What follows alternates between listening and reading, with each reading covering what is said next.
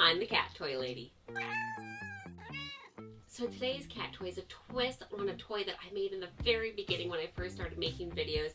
Actually, I think it might have been my very first video, but never mind. It is the 2 wreath forms from Dollar Tree and a ping pong ball that just spins round and round. Cats love it, but today we're making it a little bit better for them. On the inside is going to be a cat scratcher. I know you've seen them at the store or on Amazon, and they cost $15 to $30 depending on where you buy it. And this together will cost you less than $5.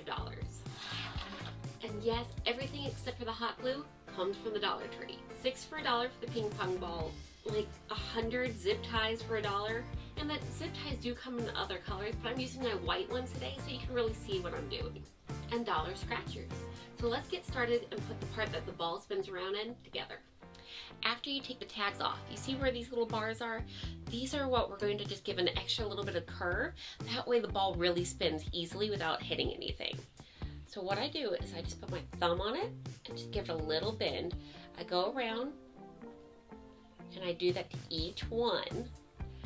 In my previous video, I kind of told you to squeeze it. I learned the hard way that sometimes if these aren't attached quite right, it can break it. So that's why I learned to do my thumbs. And I squeaked, just for you guys. And you do that to both of the wreath forms, all the way around, just kind of giving it a little bend. And then before you put it together, I just double check that everything is sitting the way it should.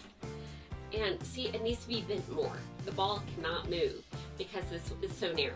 Sometimes the wreath forms come almost flat, so you really have to work with them. Other times they're very bent. It just depends on how they get them at the time. Right now, we got to work on it a little more. And also these pieces, the 2 that sit in the middle, sometimes you have to bend them up just a little in between 2. See how it has kind of a hump? But some of the ones that you have to straighten out a little bit more, that's perfectly normal. The ball still spins just fine. Let's see. There we go. Works great now. I'm going to zip tie the outer edge together. Don't worry about the inner edge. And I'm just going to keep one zip tie next to each one of these brackets. And then I'm going to go next the opposite side and do it too. And then I'm going to work my way around.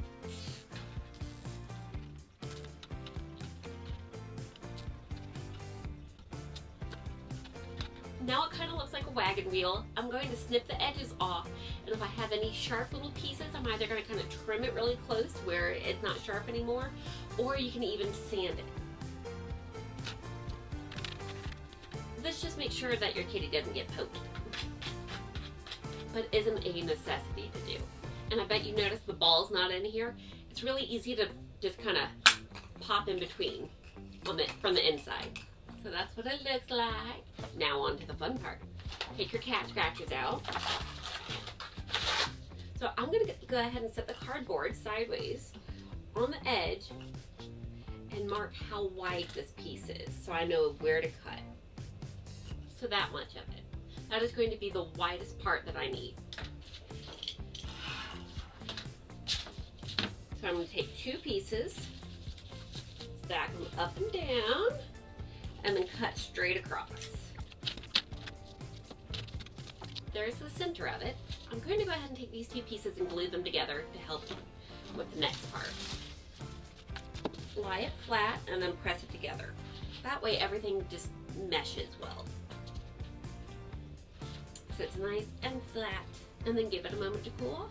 Now I'm going to take one of the other side pieces and just kind of break it in half. Nothing too hard. And I'm going to take the 2 smooth sides of it and glue that top and bottom. And if it sticks off a little on the bottom or on one edge, don't worry about it. We're going to be trimming it. And if you see here, this part wiggles back and forth a little. You can put glue in between them too. Just like that, and hold it together. You don't want to put too much because then it'll end up getting in your cat's nails. It's not anything sticky, it's just not as soft and as fun as the cardboard itself. And then do the same with the other side. these scratchers sometimes come in different thicknesses, the side that is down right now is going to be the side that I have facing up when we make the wheel. So we can write on this side too with a colored marker and no one will ever see it.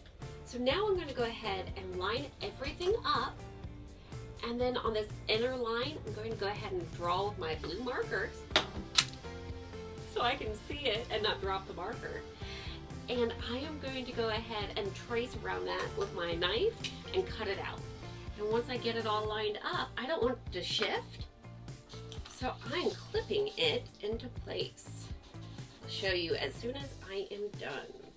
And again, these clips are from the Dollar Tree. Like 8 for $1, I think.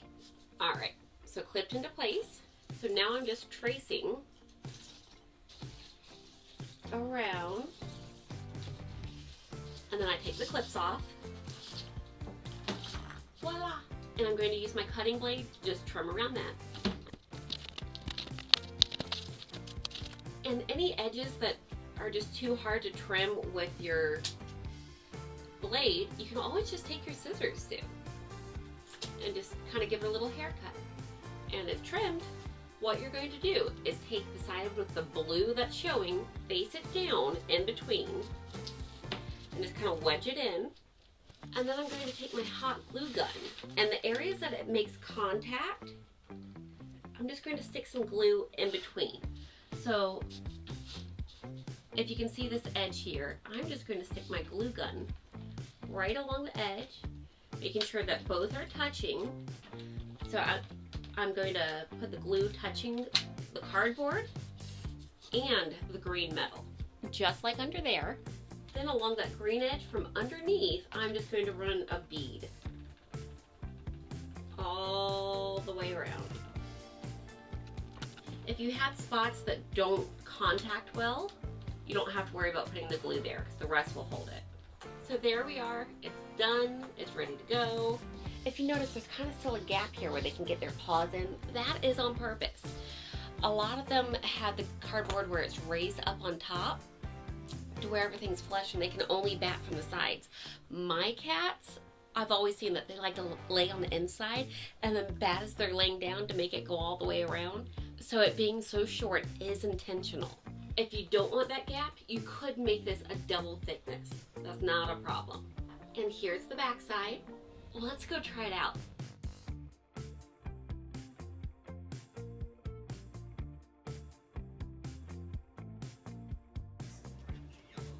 And that's what happens when a 17-pounder tries to get in it.